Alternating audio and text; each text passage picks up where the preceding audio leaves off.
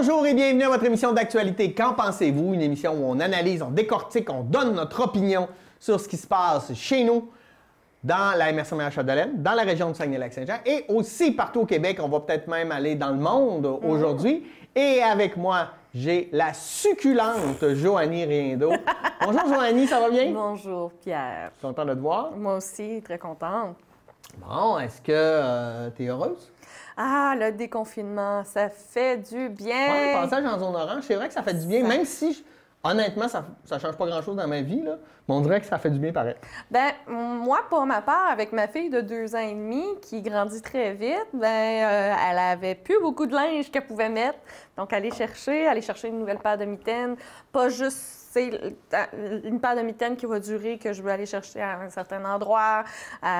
Donc, il y a plusieurs produits que je voulais aller chercher, plusieurs éléments que moi, je voulais aller chercher puis que j'attendais la fin de la pandémie. Qui étaient non essentiels, mais qui me permettent d'être plus confortable à la maison. Ça a été le fun. Ça a fait du bien. Mais nous, on a varié nos manières d'acheter. On a acheté beaucoup via le web, mais on achetait quand même dans les commerces locaux. Tu sais, Galerie du Jouet, Mode Choc, etc. Puis écoute, le lendemain, c'est dans ta maison. Là. Fait que ils ont vraiment des bons services aussi. Là. Mais j'avoue, pour les vêtements, avec des enfants, pour les grandeurs, ça peut poser quelques problèmes. Oui, puis dans mon cas aussi, c'est que j'aime ça bouger, j'aime ça voir du monde. Donc, juste aller magasiner. Puis, par exemple, je devais aller me chercher des vêtements de sport pour un rendez-vous médical. Je peux pas les commander avec la shape que j'ai, je peux pas les commander par Internet puis être sûre que je vais l'avoir pour mon rendez-vous qui est le jeudi soir. Tu sais. Donc, ça m'a permis d'aller chercher tout ce que j'avais besoin puis de faire les achats. Ça soulage. Puis, je te dirais que la chose que j'ai le plus hâte, c'est d'avoir mon bip de la vaisselle. Ah! On te le souhaite, on te le souhaite, on te le souhaite. Bon, on a quelques bonnes initiatives, bonnes nouvelles. Je pense, en partant, on aime ça. Puis c'est souvent, en plus, quand on parle de la MRC, j'aime ça. Oui. Hein? On a l'impression qu'on se déniaise, qu'on avance, qu'on est une belle sous-société. Ici, à Maria-Chapdelaine, il y a quand même une culture de l'innovation, de l'innovation sociale, surtout, qu'on choisit de faire des actions. Culturelle. Moi, je pense à un gars comme Jimmy Doucette, là. S'il y en a qui est sorti du paradigme du théâtre puis il a fait les choses différemment, ça vient d'ici. Bien, c'est ce qu'on appelle du développement local. Oui.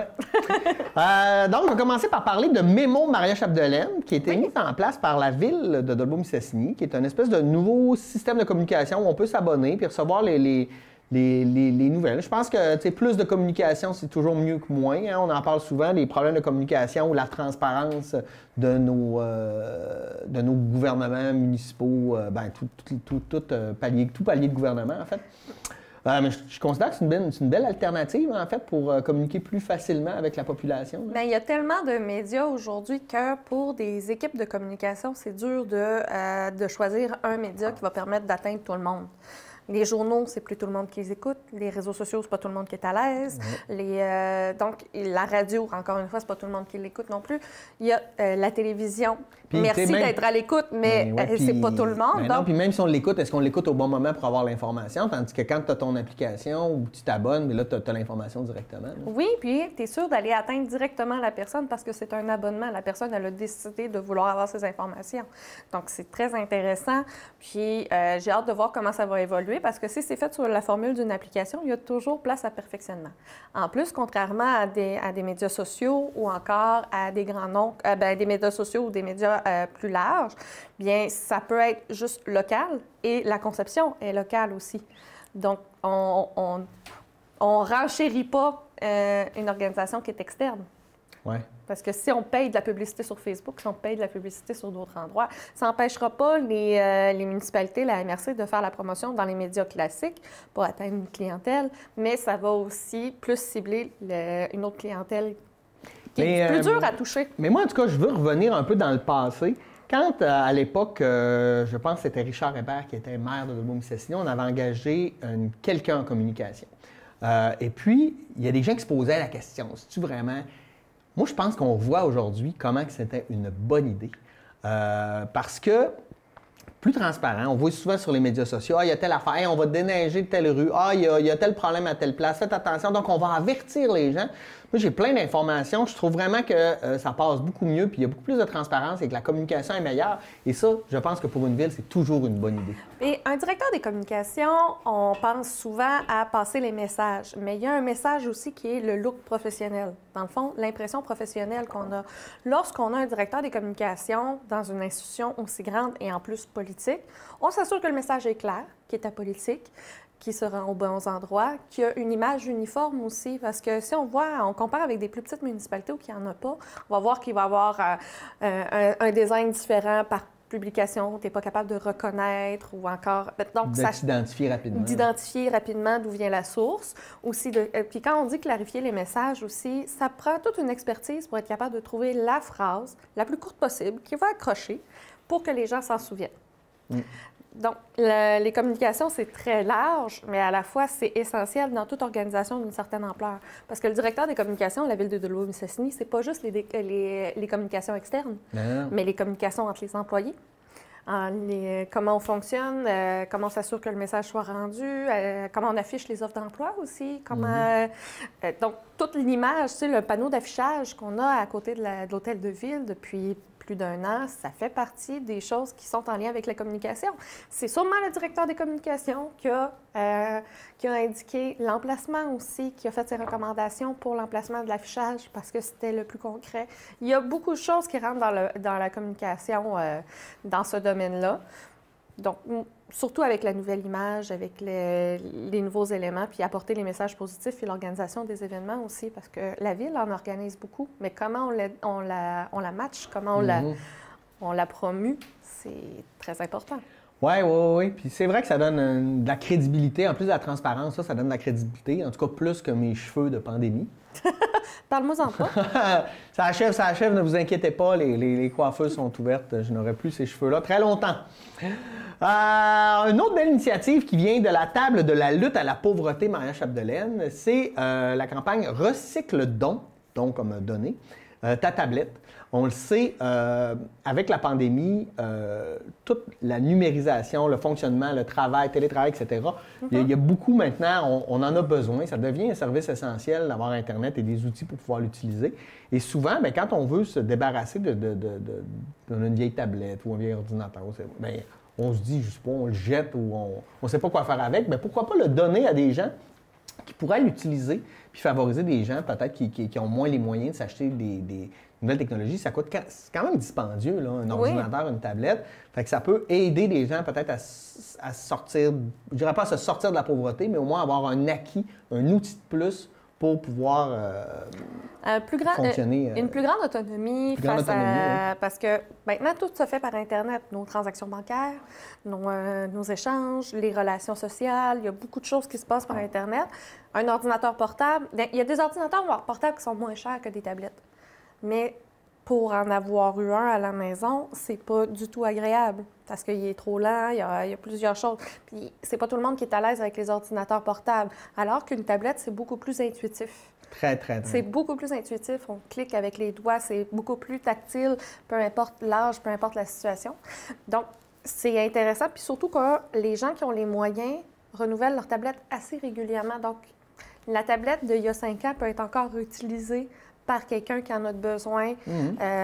On pense par exemple aux aînés. Oui, on pense aux personnes avec peu de moyens. On pense aux familles aussi avec les enfants qui sont à l'école à distance, mais qui n'ont pas assez d'équipements électroniques pour que chacun des enfants puisse suivre ce cours.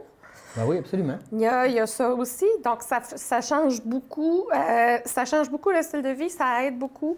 Puis c'est une bonne idée parce que présentement, il y a le programme Sert peu à rien qui est québécois où on peut aller porter nos équipements électroniques. Et nous, à Dolbeau-Mistassini, c'est à l'écocentre. On va déposer. Puis le Sert peu à rien, qu'est-ce qu'il va faire? C'est qu'il va démanteler complètement l'ordinateur pour récupérer le matériel, les matériaux rares et autres, les faire refondre de manière sécuritaire pour refaire d'autres équipements électroniques. Pour les tablettes, bien, on y va plus que le recyclage, on va dans la réutilisation. On en voit des usagers qui sont vendus 50, 100 $. Bien, dites-vous que c'est quelque chose qu'on permet d'économiser à une famille qui en aurait besoin. Donc, c'est beaucoup plus écologique, ça répond aux besoins du milieu, puis ça donne plus d'autonomie. Puis, je sais aussi qu'il existe des outils par le gouvernement du Canada gratuits, des cours d'utilisation de tablettes sur Internet avec l'utilisation de Word, d'Office, parler de la sécurité, de l'identité virtuelle. Oui, parce que donc, ça, c'est un autre enjeu, c'est la sécurité de nos données personnelles. Bien, tu sais, par exemple, les personnes immigrantes dans nos milieux sont initiées à ça avec cet outil-là, sur c'est quoi l'identité virtuelle, c'est quoi, comment on peut faire un vol d'identité sur Internet. Donc, tout ça aussi rentre là-dedans. Mais on a bien beau en parler, mais si on n'y touche pas, si on n'y a pas accès, si on ne vit pas la réalité de ce monde virtuel numérique, bien, c'est dur de le concevoir. On peut avoir la formation autant qu'on veut, mais si tu es capable de t'acheter un équipement numérique seulement dans 2 ans, il y a bien des compétences que tu vas avoir perdues entre-temps. Ouais. Chouette, une très belle initiative. On dit bravo, bravo, bravo, on aime ça. On aime ça. Autre chose qu'on aime, c'est le sirop de bouleau. Écoute, moi, ça fait plusieurs années que j'étais à la recherche de sirop de bouleau. Puis quand j'essayais d'en faire venir, il fallait que je le fasse venir des territoires du Nord-Ouest, du Yukon. Écoute, c'était compliqué. Maintenant, on en produit ici et ça va bien. On va parler de l'entreprise Parallèle 49 qui a fait sa production et ça va tellement bien qu'on pense tripler la production de sirop de bouleau. Bien, Parallèle 49, ça fait plus de 2 ans que ça existe dans la MRC Maria-Chapdelaine. C'est un conseiller pédagogique du SAE du Pays des Bleuets qui est propriétaire avec sa conjointe. Et le sirop de bouleau, je sais qu'il est très utilisé par plusieurs chefs cuisiniers dans notre région. Oui, c'est un aliment. Il en manque. Il en manque. Donc, c'est vraiment le fun de voir qu'ils vont devoir tripler la production pour être capable de répondre seulement aux besoins locaux parce que je sais qu'ils n'exportent pas tant que ça. C'est Saguenay-Lac-Saint-Jean seulement ou un peu plus loin sur commande. Donc, c'est super intéressant. Donc, puis pas juste des petites quantités, il y a quand même des grosses bouteilles. Si ça vous tente de l'essayer, moi, c'est pas ce que je préfère parce que je trouve que c'est plus amer que le sirop d'érable. Mais c'est pas ceux qui trouvent que le sirop d'érable est beaucoup trop sucré. Essayez le sirop de bouleau. Essayez-le, vous allez l'adorer. Puis c'est un produit qui est spécifique à notre nordicité. Bien, oui, quand on parle justement d'utiliser les ingrédients de la boréalie, on est carrément là-dedans. Et le bouleau, en plus, c'est un arbre qui est très peu utilisé dans le domaine forestier. C'est un arbre à part le seul bouleau que je connais qui est le bouleau jaune, personnellement, dites-moi si je me trompe, mais personnellement, je connais qu'une seule entreprise au Québec qui transforme le bouleau jaune. Et c'est une usine à La Tuque qui font les abaisse-langues puis les bâtons de popsicle Breyers. Mais il y a quand même le bois pour le chauffage. On utilise le bouleau. Bien, c'est le bois de chauffage. Bien, c'est ça. C'est de la transformation. Passer de l'arbre à une bûche. Oui, c'est de la transformation. Mais je veux dire, c'est pas au niveau industriel. Non. C'est pas une industrie qui transforme le bouleau. Donc, ça reste quand même très intéressant parce que faire du sirop de bouleau, c'est pas le trancher, c'est le garder le plus longtemps possible, le garder en santé, de produire. C'est comparable à l'érable à sucre, mais ça prend... Pourquoi il vaut plus cher que le sirop d'érable? Pourquoi? Parce qu'il faut beaucoup plus d'eau, de bouleau, pour faire un sirop de bouleau intéressant. Donc, c'est pas un produit qui est donné. Mais maintenant, c'est un produit qui est accessible. Ouais, c'est ça qui est le fun. Oui. C'est vraiment une très belle initiative. J'aimerais qu'on parle aussi de la formation des policiers. On sait qu'on a parlé beaucoup dans la dernière année de racisme systémique, des relations avec les Premières Nations, etc. Puis, moi, je suis content. On en a parlé cette semaine. Bien, ça fait un petit bout que ça existe, là. Mais ici, à Almont, on forme les nouveaux policiers, mais les policiers autochtones pour vraiment en lien avec les communautés. Puis, je trouve que c'est une belle initiative, en fait, parce que eux, ils ont la sensibilité de la culture, du territoire, de la compréhension aussi au niveau de la langue, etc. Puis, bien, ils vont pouvoir amener une confiance, parce qu'on sait qu'il y avait une grande crise de confiance entre les communautés et les policiers. Et je pense que c'est une super initiative, en fait, pour aider à ce que les Premières Nations aient une meilleure, une meilleure qualité de vie. Une meilleure... que les services de sécurité publique aient une meilleure connaissance et une meilleure compétence d'intervention auprès des Premières Nations. Oui. Parce que on a de la chance quand même. Le Collège d'Alma est un des rares collèges qui a toute une division et un soutien exprès pour les personnes d'origine autochtone. C'est très peu connu, même localement, mais le Collège d'Alma ont des professionnels sur place avec une salle dédiée aux étudiants autochtones avec des intervenants qui sont là pour ça. Donc, c'est vraiment le fun. On a la chance d'avoir une communauté accessible, ouverte, puis qui... Je vous invite à aller au musée de Massoya. Je vous invite à aller discuter avec les citoyens de Pequawin. Excusez, je pensais être capable, mais non. Les Inuits de Massoya. Je vais le travailler. La prochaine fois que je repasse, je vais le travailler puis je vais le dire de la bonne façon, mais de Massoyash. Ils ont tout un nom, Pequawagami, des Inuits du Pequawagami. Je ne sais plus comment le dire au complet, mais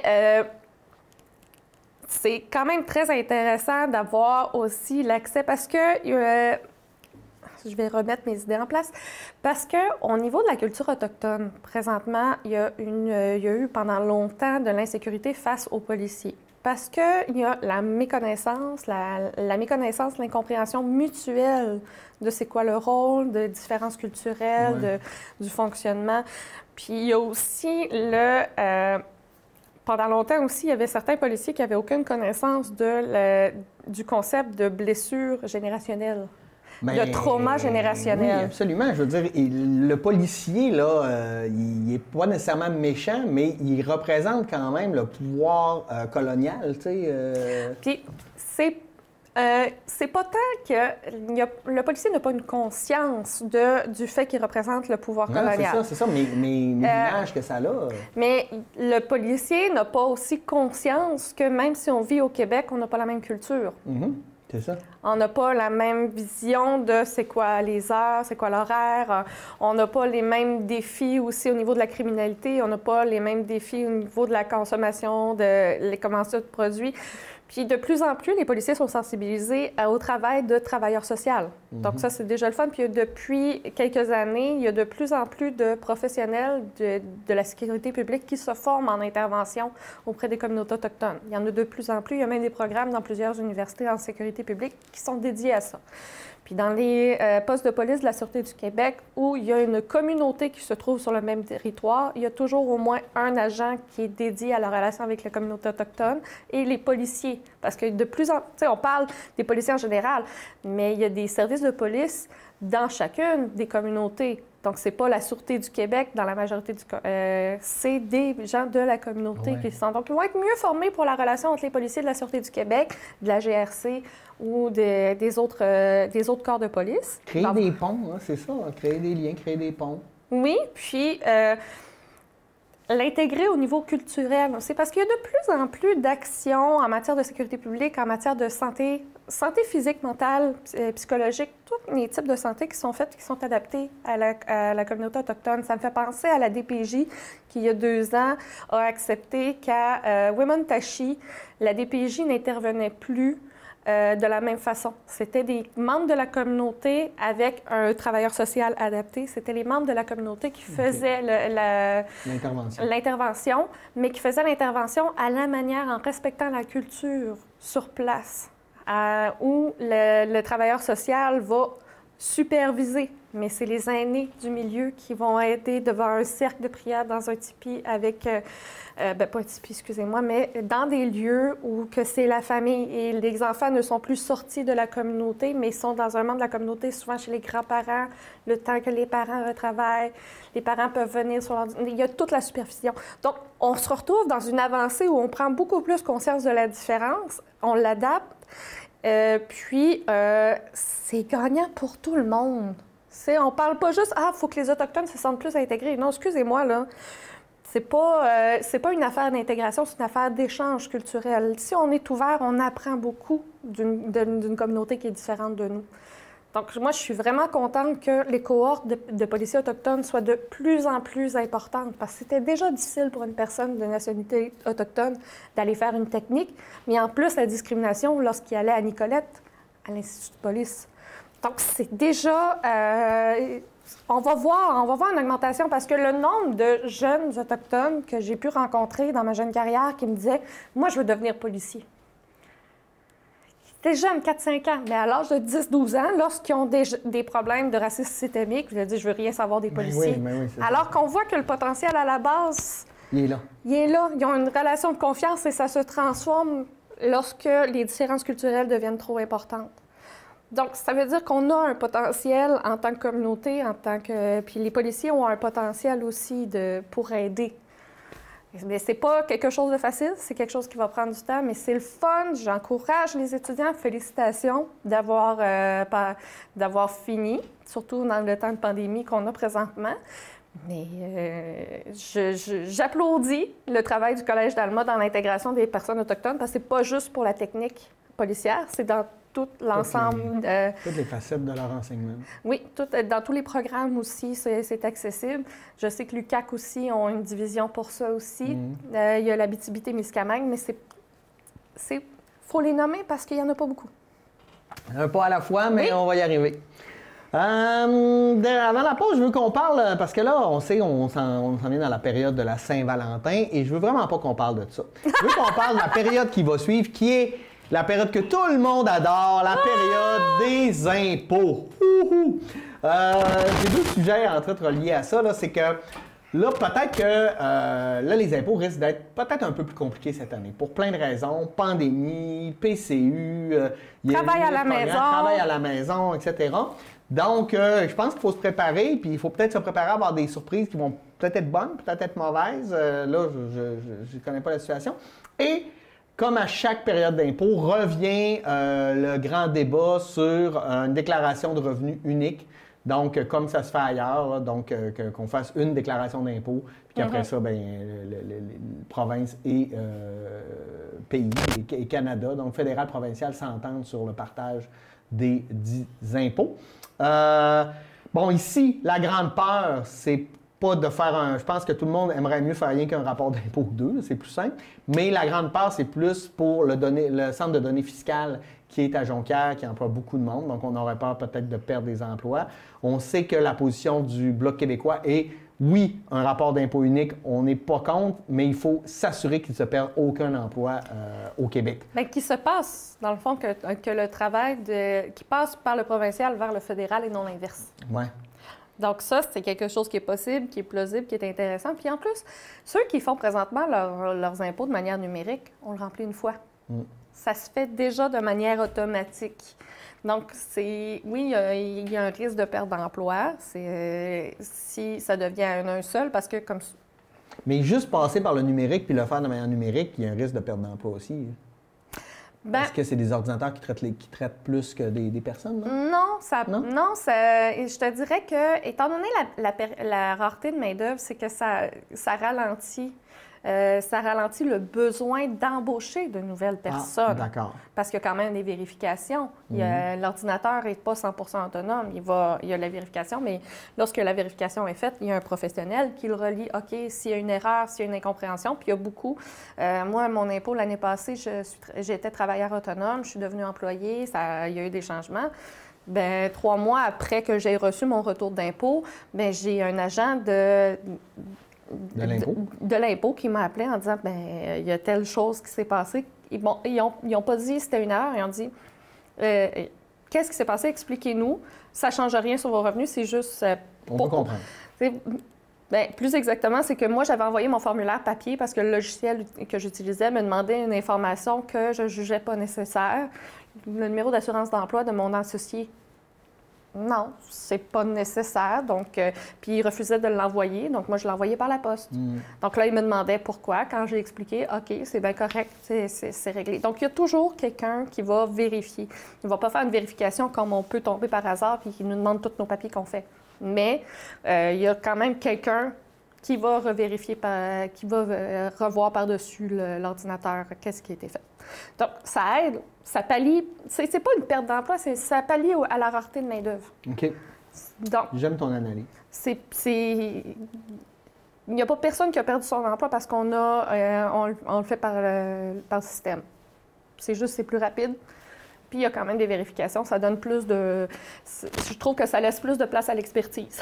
Au lieu d'être juste dans la lecture et autres, bien là, tu fais plus affaire avec l'expertise de la personne qui est là parce qu'elle répond au problème ou à la vérification. Donc ça, c'est déjà bon. Mais c'est sûr qu'on ne veut pas perdre d'emploi, mais en même temps, il faut se dire qu'on paye 2 fonctionnaires pour le même travail lorsqu'on fait fédéral et provincial. Donc, c'est quand même... C'est une question à se poser. Mais en période de rareté de main-d'œuvre, on pourrait les affecter ailleurs, ces gens-là, pour aider dans les services où ils en ont besoin, je ne sais pas. Oui, mais comment on fait pour les affecter? Parce que lorsqu'on parle de professionnel, lorsque tu es un professionnel en impôts, c'est un peu dur de dire, bon, ben tu t'en vas dans les chiffres de tel autre. C'est une spécialité, c'est une profession.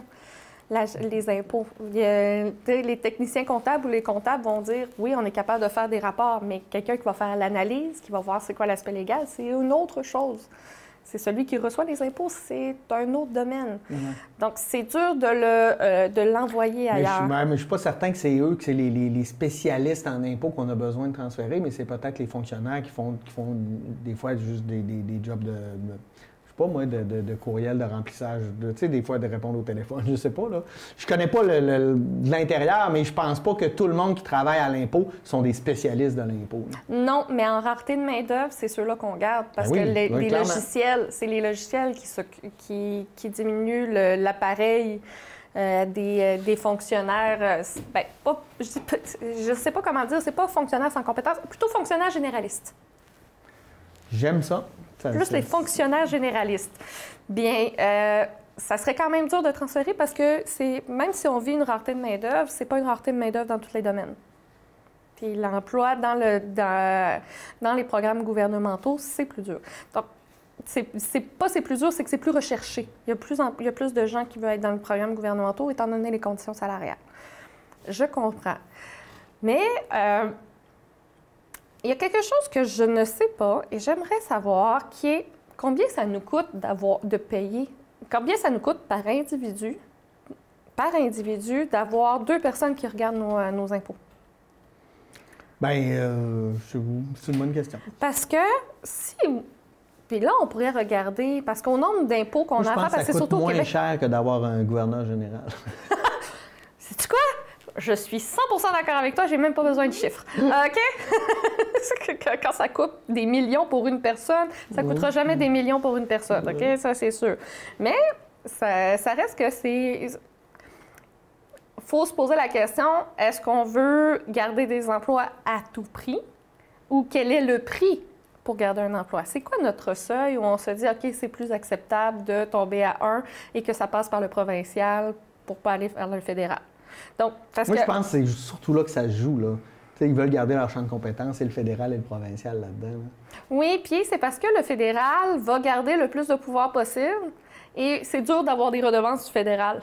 Mais c'est dur aussi du provincial à envoyer au fédéral. Oui. Donc, les deux, tu font comme, ben non, pourquoi il y en a 2? C'est que c'est selon mes calculs, ça me revient à moi, mais non, moi, selon les miens, OK. Mais il faudrait voir comment ça se passe dans les autres provinces, là, parce que ça fonctionne, les autres provinces, là. Mais les autres provinces n'ont pas autant de services qu'on a au Québec. Oui. Les garderies à Primodique, il y a plusieurs choses. Le coût des études n'est pas le même au Québec. Donc, il y a plusieurs services qui, déjà, au Québec, pourquoi nos impôts sont plus élevés? C'est parce qu'on a ces services-là qu'on décide. Oui.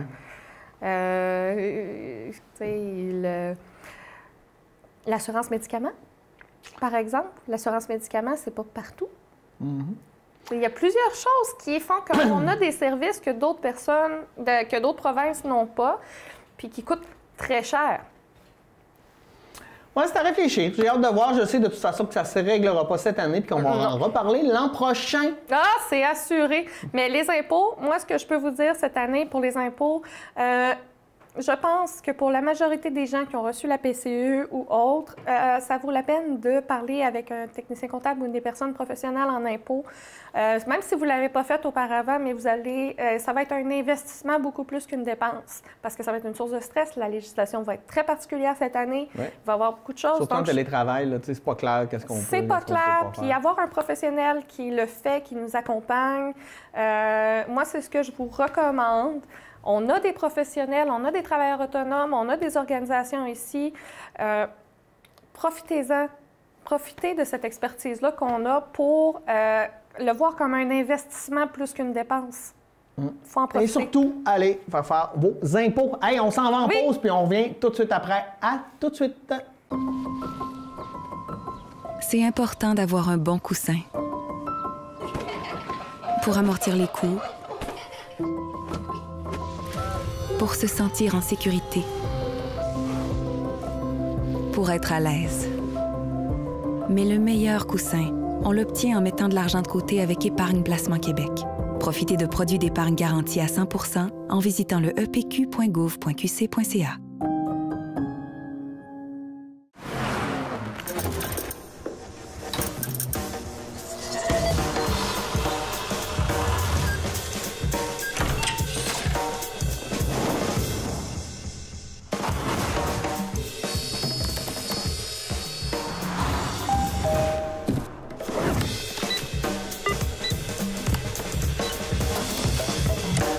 Quand tout le monde achète québécois, c'est tout le Québec qui s'investit.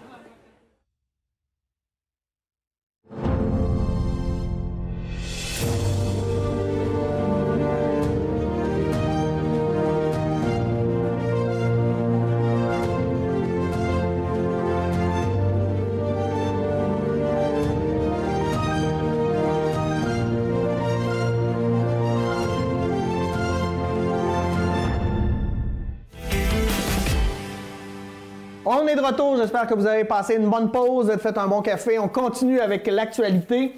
On va s'en aller à l'échelle de la province du pays. Bon, bien sûr, on ne peut pas passer outre le COVID-19. Bon, premièrement, on se sent bien là, dans la région en ce moment. On a déconfiné. Écoute, on est en dessous on est entre 1, 2, 3 cas par jour depuis, une semaine. On sent la liberté qui s'en vient. Cependant, il y a des lumières rouges qui s'allument. Entre autres, les variantes du virus. Il y a des variantes qui ont même été détectées en Abitibi chez des gens qui n'ont pas voyagé. Donc, possiblement que ça circule plus qu'on pense. Donc, je pense qu'il faut être vigilant et pas baisser notre garde immédiatement. Ça, c'est une affaire. Puis l'autre affaire, c'est la question des vaccins. Là. Moi, ça me fascine. Là, tout le monde, c'est la guerre entre qui va faire le meilleur vaccin. Puis là, au bout du compte, on est en train de parler. Ah, ben écoute, on en prend un, là, on en prend un, là, une dose de chaque, il n'y a pas de trouble. Non, là, j'exagère, ouais. mais là, je sais pas, j'ai l'impression que qu'on nage un peu dans le néant, puis qu'on essaie, comme si les essais cliniques se faisaient sur l'échelle de population entière, parce que là, on n'a pas d'études, on n'a pas rien, mais on nous dit, oh oui, si tu mélanges ces deux-là, ça va faire. Ces deux-là, on est moins sûr, là, on va attendre un peu, mais ça se peut que ça marche aussi. Je suis un peu dans le doute. Pourtant, moi, je suis pro-vaccin, j'ai pas peur des vaccins. Oui. Je trouve que l'histoire a démontré que, écoute, il n'y en a plus de tuberculose, puis il n'y en a plus de variole, là. Je veux dire, ça sert à quelque chose. La polio, on n'en a plus au Québec. Mais là, j'ai l'impression qu'on veut aller vite. Je comprends pourquoi. Mais j'espère qu'il n'y aura pas d'incidence majeure. Bien, je ne sais pas si c'est parce qu'on veut aller vite ou encore c'est qu'on veut utiliser les doses avant qu'elles expirent, si on veut les rendre accessibles. Il y a plein d'informations qui nous manquent là-dedans parce que je pense, dans les tests, présentement, on a 3 types de vaccins différents qui sont offerts au Canada. Donc, un qui est Pfizer, Moderna, puis l'autre, c'est un Québécois en plus. Je me souviens plus c'est quoi le nom. Tremblay. Ah, sûrement. Mais non. Dans ces 3-là, il y en a 2 qui sont des vaccins par ARN. Donc, c'est 2 types de vaccins qui se ressemblent beaucoup parce que le principe même, c'est d'envoyer un brin, un échantillon qui envoie dans notre système à certaines cellules, créer ce brin-là. C'est le brin d'ADN, donc c'est pas le virus, mais ça permet au globule blanc, à notre système, de reconnaître le signal d'alarme. Le signal d'alarme. Dire, OK, si tu vois ça arriver, faut que tu te prépares à combattre. Donc, les vaccins, présentement, sont faits pas pour enrayer la maladie, mais pour diminuer de beaucoup les symptômes. C'est quelque chose de bien important à savoir. C'est pas parce que tu as reçu le vaccin, même ta deuxième dose, que tu es immunisé. C'est que tu n'auras pas de symptômes. Oui, ou tu vas moins développer mais tu peux être contagieux. Oui, présentement, tu peux être contagieux. Donc, il ne faut pas se dire « Ah, j'ai été vacciné, il n'y a pas de problème ». C'est que tu as été vacciné, tu n'auras pas de problème. Ouais. Ça peut être dangereux pour les autres. Oui, puis il y en a plusieurs qui voient le vaccin comme une solution miracle. Là. Non. Mais je pense qu'on parlait de communication tantôt. Je pense que là-dessus, il faudrait peut-être tabler davantage, de dire là, attention, t'es vacciné, là, mais t'es pas sans danger. T'es pas invulnérable. Là. Non, mais t'es pas invulnérable, mais c'est surtout que ça rend pas les autres invulnérables, ceux qui sont pas vaccinés. Ouais. Parce que là, tu sais, toi, t'es invulnérable, pas invulnérable, mais t'as pas les symptômes, ça se passe bien, ça traverse bien, bien, tu tousses dans la face de quelqu'un par accident, mais lui, il n'a pas été vacciné ou qui est dans une situation médicale.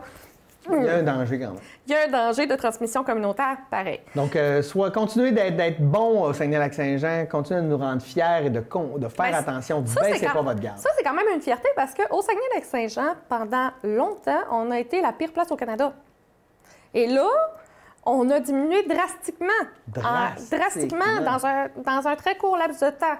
Donc, on a la chance d'être dans un territoire, d'être dans un milieu où on est capable d'avoir de l'espace, qu'on est capable d'avoir une qualité de vie, puis qu'on est capable de respecter ça. Donc, soyons encore vigilants. On peut se reposer un petit peu, on peut arrêter sous le stress intense, mais ça n'empêche pas de ne pas baisser la garde. Toujours être... il n'est pas disparu, le virus. Il n'est pas disparu, on va se le dire bien franchement.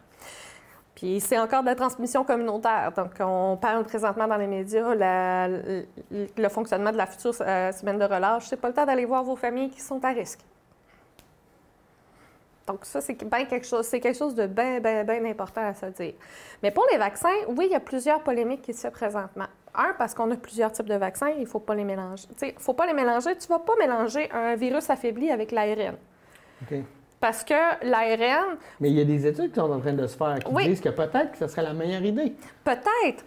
Mais est-ce qu'on veut être les tests? Ben non. C'est ça. Donc, on préfère les souris. On préfère les souris ou les personnes qui veulent bien l'être aussi. Hein? Il y a ça aussi. Il y a des personnes qui sont prêtes à être à le vivre. C'est correct. Tu sais, les vaccins... En plus, on a eu, c'est la première fois dans l'histoire moderne où on a tellement de besoins de vaccins tout en même temps à travers le monde. Ouais. Donc là, on se retrouve avec des industries, des compagnies, qui veulent faire des profits. Qui veulent faire des profits, mais qui ne sont pas capables de répondre à la demande. Donc, pendant longtemps, il y a quelques semaines, là, il n'y a pas si longtemps, il y a des gens qui disent, comment ça, ils arrêtent de le faire, puis ils vont investir dans leur usine pour en refaire plus après. Pourquoi? Pour répondre à la demande. Vaut mieux mettre un pas de côté, de mieux s'installer, de faire une plus grande production que d'être toujours à la course puis de ne pas répondre aux demandes après. Vaut mieux faire un pas de côté, que tout le monde est au courant, tout le monde le fait, puis on augmente. Il y a la politique qui se mêle à ça aussi. On a vu l'Union européenne. Puis il y a des scandales. Moi, c'est des scandales qui s'en viennent, qui est, par exemple, le principe de tourisme vaccinal. Urk. Les Émirats arabes unis, le Cuba, il y a plusieurs pays qui commencent à se dire, nous, on va acheter plus de doses que notre population. Ce qu'on a fait aussi. Puis, on va inviter les gens à payer 50 000 pour venir passer 4 semaines chez nous, tourisme tout inclus, puis on leur donne le vaccin. Savez-vous combien coûte le vaccin par dose? Ce que je peux vous dire, c'est que ce n'est pas 40 000 Non. Le principe de ces organisations politiques-là, c'est de se dire, nous autres, on va être les premiers à faire revivre notre tourisme en faisant ça. Mais au détriment des personnes qui sont déjà démunies dans les pays. Oui, la grande histoire de l'humanité. C'est toujours les démunis qui payent. J'en aurais tellement long à dire, ça serait un épisode au complet de notre émission. Pas là-dessus. C'est ça. Mais c'est une grosse problématique qu'on a sur la distribution des vaccins. Donc ça, c'est déjà là. Mais en plus, étant donné qu'au Canada, on en a, là, Santé Canada vient d'annoncer que sur les fioles de 5 doses, ils vont calculer 6. Ça veut dire qu'au lieu de diviser par 5 la dose, tu la divises par 6. Hey, je ne sais pas ce qu'il y a, ce gouvernement-là, là, mais moi, au fédéral, là, j'ai de la misère à suivre. J'ai l'impression qu'on veut rien nous dire, qu'on nous dit tout le temps des phrases un peu vagues, puis qu'au bout du compte, là, j'ai l'impression qu'on improvise énormément. Là. Écoute, puis là, je dis pas qu'un autre gouvernement ferait mieux, là, mais en ce moment, là... C'est pour répondre à la pénurie. Je suis d'accord. C'est bien, il faut répondre à la pénurie. Est-ce que c'est bien de diminuer l'efficacité qui a été prouvée lors des premiers tests? Parce que tu diminues la dose. Donc, tu diminues la capacité d'être efficace dans le corps humain. Il me semble que c'est la pire idée. Bien, je sais pas. C'est quand même un vaccin qui doit être transporté à moins 70 degrés Celsius. C'est un vaccin qui doit être distribué 2 fois en l'espace de 4 semaines. Il faut que ça soit fait dans des installations qui permettent de le garder à moins 70 degrés Celsius. Il a fallu faire des ajustements dans notre hôpital local pour être capable de garder les doses pour qu'ils soient distribuables. Mais avec le vortex polaire, là, il a fait moins 55 au territoire du Nord-Ouest. Oui, mais moins 55, c'est pas moins 70. Ah oui, mais on n'est pas loin. Puis c'est pas gardé. C'est pas stable comme température. Si tu brises la chaîne de froid d'un transport d'un yogourt, il est dégueulasse. Imagine un vaccin qui s'en va dans ta peau pour t'aider. Ah oui, c'est sûr. Donc, il y a plusieurs éléments, parce que là, présentement, c'est pas tant le vaccin que la logistique de transport. Il y a des gens aux Pays-Bas, si je me souviens bien, des médecins qui avaient transporté, ils ont eu un bris sur le frigo pendant le transport. Ils ont arrêté des gens à sa route, puis on dit « on va les perdre. Tu te fais vacciner là ou on va les perdre. Ouais. » Il y a 8 personnes qui ont eu des doses de vaccin dans leur retour de manière impromptue parce qu'ils allaient les perdre. C'est des défis logistiques importants. Puis, tu sais, ils ne peuvent pas arriver par n'importe quel avion. Ben non. Il y a beaucoup de défis logistiques. Prendre les avions avec les fenêtres ouvertes pour que ça reste froid.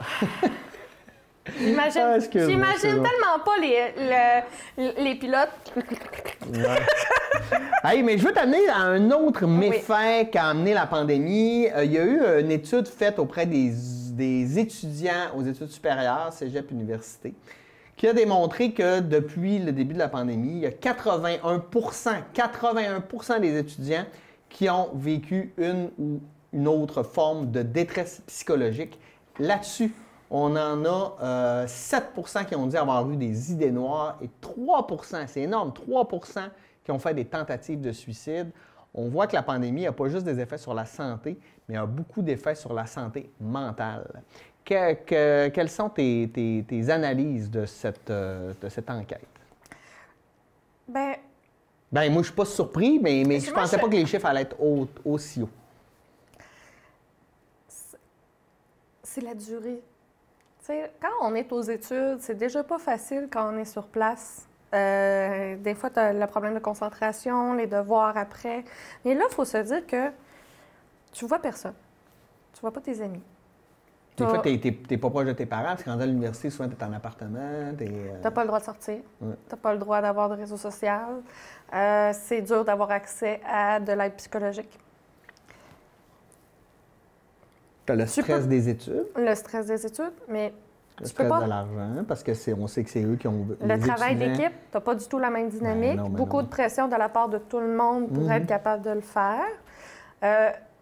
Il y a... Les emplois étudiants ont été sacrifiés. Beaucoup d'emplois, en tourisme ou dans les... Soit c'était essentiel, ils ont fait de l'overtime pour être capable de répondre, soit c'était pas essentiel, puis ils se retrouvent à vivre seulement sur les prêts et bourses, qui est vraiment pas beaucoup, versus combien ça coûte les études telles quelles. Il y a beaucoup d'aspects qui rentrent là-dedans. Il y a beaucoup de choses. Se nourrir. S'abriter, être capable de payer sa connexion Internet, parce que on ne peut pas aller dans un café Internet, on ne peut pas aller dans une bibliothèque, on ne peut pas aller à l'université, on ne peut pas aller au cégep. Bien que nous là, on travaille, là, on est des adultes, puis on est obligé de se racheter un ordinateur, puis de faire booster notre Internet, parce que ça ne suffisait plus, là, parce qu'on avait pour deux adultes, 2 professionnels qui travaillent de la maison. Là. Plus des enfants. Plus les enfants qui font une partie des classes à la maison, les devoirs, les rencontres. Non, c'est très dur. Puis Les études universitaires sont tous ou quasiment toutes dans des zones rouges où tu n'as pas le droit de sortir de la maison. Mhm. Donc, c'est très, très dur. Puis, ils ont été sacrifiés versus des grands magasins ou des Costco où que les gens vont s'agglutiner à une même place, alors que les universités, c'est des grands espaces où, je sais qu'en France, dans la prochaine semaine, ils vont lancer un programme où c'est une fois par semaine. Puis les cafétérias des écoles vont donner les repas pour €1 symbolique pour aider les jeunes à manger sainement. Mais c'est aussi que sur l'heure du midi, à partir de la semaine prochaine, sur l'heure du midi, ils vont avoir le droit de rester assis à la cafétéria, donc de ne pas manger tout seul dans leur chambre. Et pour les soupers, à partir de 18 h, ils vont pouvoir apporter les lunchs chez eux. Mais ça, c'est pas besoin d'être dans des cours, mais simplement sortir de la maison, de voir autre chose, de croiser du regard en personne quelqu'un d'autre pour manger. C'est déjà bon pour la santé mentale.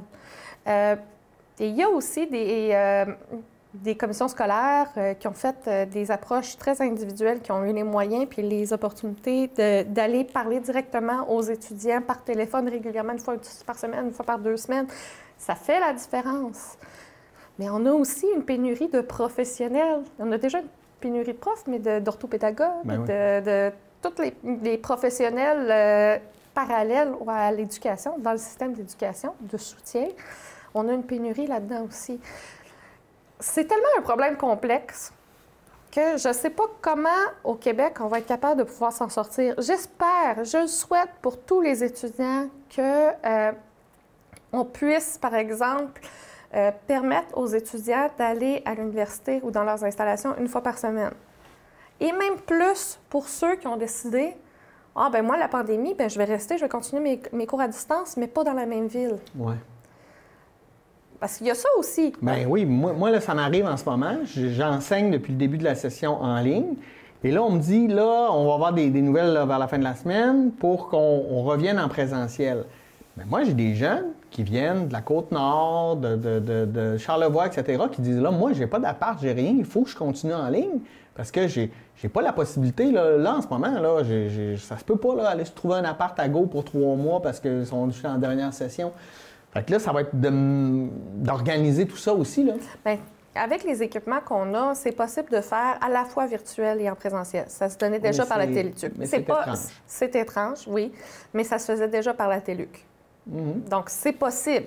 Oh non, c'est pas agréable. Possible. Mais je pense surtout à la santé mentale des étudiants. Le fait d'être en présence de collègues du même âge qui sont intéressés par le même, d'être capable de recommencer à travailler en équipe, de voir les collègues, puis d'être capable de prendre une bière en étudiant autour d'une table, même si la table est grande.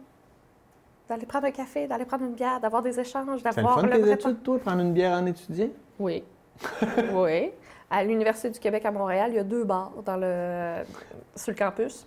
Et on y allait. Oui. Pour étudier? Pour étudier. OK. Moi, je sépare bien ça. Moi, quand je travaille intellectuellement, je travaille. Puis quand je prends une bière, je prends une bière.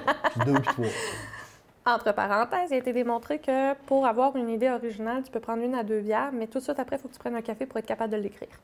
Oh. Bravo. Hey, moi, il faut dire que mes études étaient en créativité puis en interaction sociale. Je ne suis pas intervenante sociale. Ouais. Moi, je suis médiatrice culturelle de formation. Donc, c'est pas le même domaine. Bien, moi, rapidement, là, quand j'étais à Lyon, à un moment donné, on avait un contrat quand j'habitais à Lyon pour écrire quelque chose. Puis, entre amis, on était allés au Smoking Dog, un petit bar qu'on aimait bien. Puis, on a écrit toute la soirée en buvant. Et le lendemain, quand on a revu nos choses, le début était très bon. À la fin, c'était n'importe quoi. Dernière petite nouvelle, je veux t'en parler, je trouve ça important. On parle en ce moment de créer un tribunal spécial qui ne jugerait que les agressions sexuelles. Pour redonner confiance aussi aux victimes au système de justice, on a vu là, qu'il y a eu... Il n'y a pas moi je dirais des ratés, là. Il y a eu Non, il y a des ratés. Il y a des grandes problématiques, autant avec ceux qui... Du point A, le moment où on va porter plainte puis qu'on va raconter notre histoire jusqu'au procès. Moi, je considère que c'est une bonne idée. Maintenant, on en sait encore peu sur quelle forme ça va prendre parce que ça reste compliqué, là, tu sais. Dites-moi que c'est un projet pilote, je vais être d'accord.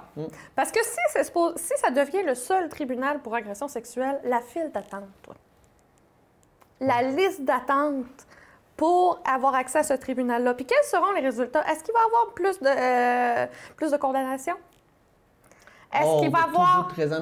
Hors de tout doute raisonnable? Hors de tout doute raisonnable, est-ce qu'il va y avoir une meilleure compréhension, un meilleur... Est-ce qu'on va davantage mettre le fardeau sur l'agresseur que la victime?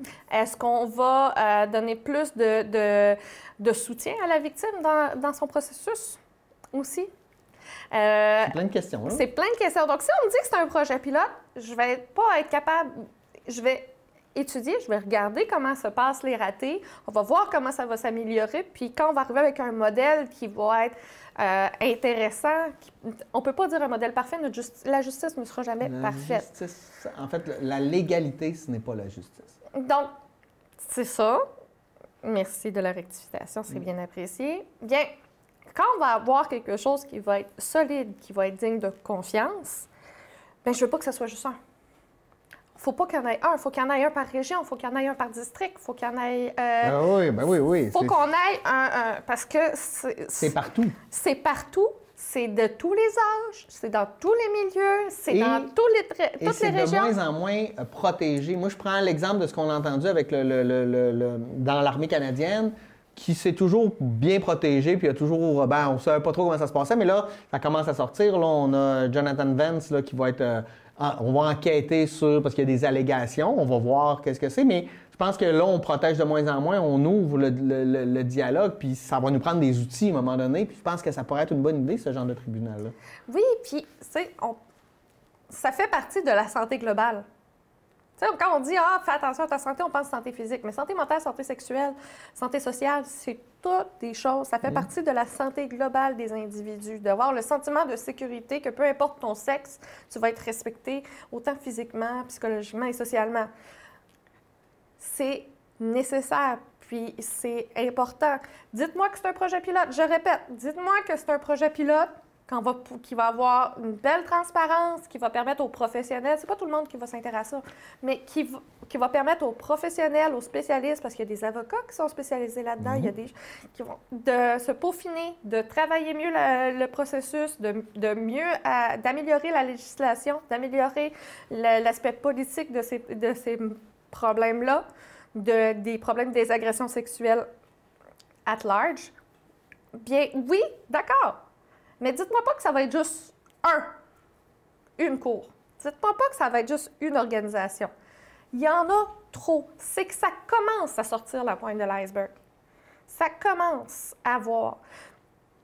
Puis ça va permettre aussi aux personnes qui le vivent d'être plus en confiance envers le système. C'est pas tant la condamnation que le respect dans la procédure, la transparence, la sensibilisation qui rentre tout là-dedans. Pas juste une. Dites-moi que c'est un projet pilote. Là, quand on dit une cour, parce que l'article dit que c'est une cour. Ouais. Juste une. Non, mais il faut commencer par une avant. Il faut l'essayer, voir si ça marche avant d'en créer 25. Là. Non, oui, ça, je suis tout à fait d'accord. Ouais. Surtout dans le domaine juridique, si on a plusieurs, puis, c'est quand même tenu par des humains. Donc, on a toutes nos consciences, on a nos paradigmes, on a nos préconceptions. On est tous influencés, qu'on le veuille ou non. Oui. Bien, si on en aurait 25, on aurait 25 résultats différents. Puis ça ne veut pas dire qu'on aurait toutes les... En avoir un, que c'est des professionnels qui est dédié à ça, puis qui a son propre fonctionnement, puis on le peaufine, puis on le travaille afin que ça s'améliore, d'accord. Mais qu'après, on reproduise le modèle. Oui, parce que ça se peut qu'il y ait des ratés, mais en même temps, je pense que c'est une meilleure initiative, ça, que de faire on continue comme avant, parce que comme avant, ça ne marche plus, là. Non, on continue comme avant, mais on va être plus sensible. Est-ce que les policiers vont être plus sensibles à poser la question? Ils vont arrêter de poser la question, qu'est-ce que tu mettais? Est-ce que tu as vraiment dit non? Est-ce que tu t'as dit verbalement non? Est-ce qu'il aurait pu comprendre que... Ça, c'est toutes des phrases qu'on peut entendre. C'est complètement... J'ai vécu une situation de ce genre. Ah oui? Je n'ai pas été victime, mais j'ai été menacée d'agression sexuelle. Donc, je peux juste parler en tant que personne qui a vécu la menace. Et le policier m'a dit, c'est pas ma juridiction, parce qu'on n'habitait pas sur le même territoire du poste. C'est pas ma juridiction, je peux pas m'en occuper. Mais, tu sais, t'es belle, tu vas t'en sortir. Je l'ai regardé droit dans les yeux. Excusez, j'ai ri, là, mais c'est du sarcasme. Je l'ai regardé droit dans les yeux, puis j'avais mon ami à côté de moi, puis c'était dans un milieu où que le féminisme n'était pas très connu. J'ai dit, si je serais laide, je serais pas capable de m'en sortir? J'ai été capable de venir te le dire. Je t'ai parlé de mon inquiétude. Je fais affaire avec un représentant de la sécurité publique pour qu'il me rassure. Et tu me dis, je peux rien faire. Tu pourrais au moins envoyer une patrouille, parce que je te donne son adresse, puis leur dire, madame, elle a fait une plainte. On t'invite à arrêter de la contacter, sinon ça va plus loin. Juste ça pourrait me rassurer. Mais probablement qu'il t'a pas pris au sérieux. C'est ça que je comprends. Là. Je veux dire, à dire ça, tu fais comme. C'est parce que tu veux te débarrasser. Là. Un peu comme un commis là, qui sait pas la réponse à ta question d'un grand magasin puis qui t'envoie à l'autre bout. Là, il m'a même pas envoyé en disant va voir un policier à un autre poste. Ouais. Non, on peut rien faire. Non, tu peux faire de quoi? Tu peux appeler la personne. Je t'ai donné son numéro de téléphone, je t'ai donné son adresse, je t'ai dit que j'avais un sentiment d'insécurité et j'ai les preuves par texto de ce qu'il fait. Ah, on peut pas. C'est ça qui me... Tu sais, c'est quand même la porte d'entrée du sentiment de sécurité qu'on peut se faire respecter. Ouais, mais tu sais, c'est vrai que t'es belle, tu vas t'en sortir, là. Excusez. Non, mais non, on va se le dire. Ben franchement, ça, c'est le genre de phrase qui me semble que... OK, ça veut dire que si j'aurais pas un physique qui m'en redonnerait, ça aurait fait comme « prends ça pour un compliment? » Non, ça n'a pas d'allure. C'est dégradant, en fait. C'est dégradant. Donc, il faut se dire que les victimes qui vivent l'agression... Moi, j'ai vécu une menace d'agression. J'ai pas vécu l'agression. Ceux qui vivent l'agression, ils se font recevoir les mêmes phrases que ça, là. Non. S'il n'y a aucun respect de l'intégrité de la personne. OK, je suis juste belle. OK, je suis pas intelligente d'être venue chercher le service. La sécurité, parce que c'est ta job, man. Je suis pas... Je suis pas intelligente, je suis pas sensible, je suis pas... non, j'ai pas juste ma face comme argument de vente, là. Je suis un être humain à part entière qui a le droit de se faire respecter et d'utiliser les outils qui semblent être à ma disposition pour avoir le droit. Et mon père, qui était policier, je peux vous dire qu'il a dit des mots d'église hors contexte quand j'ai raconté l'histoire. Ouais. Il a dit... Et mon père, il m'a aussi avoué qu'il avait déjà agi de même avant. Ben, et là, depuis qu'il y a des filles, ben oui. mais depuis qu'il y a des filles, il s'aperçoit que ça avait juste pas d'allure. C'est ça. Hey, merci d'encore t'ouvrir ton cœur et tes souvenirs, parce que tu donnes des exemples concrets, puis je pense que c'est marquant pour les gens qui nous écoutent. Merci à vous d'avoir été avec nous. C'est déjà la fin. Merci, Joanie, pour avoir éclairé sur tous ces sujets. Nous, on vous dit à la semaine prochaine pour une nouvelle édition de Qu'en pensez-vous? Passez une bonne semaine.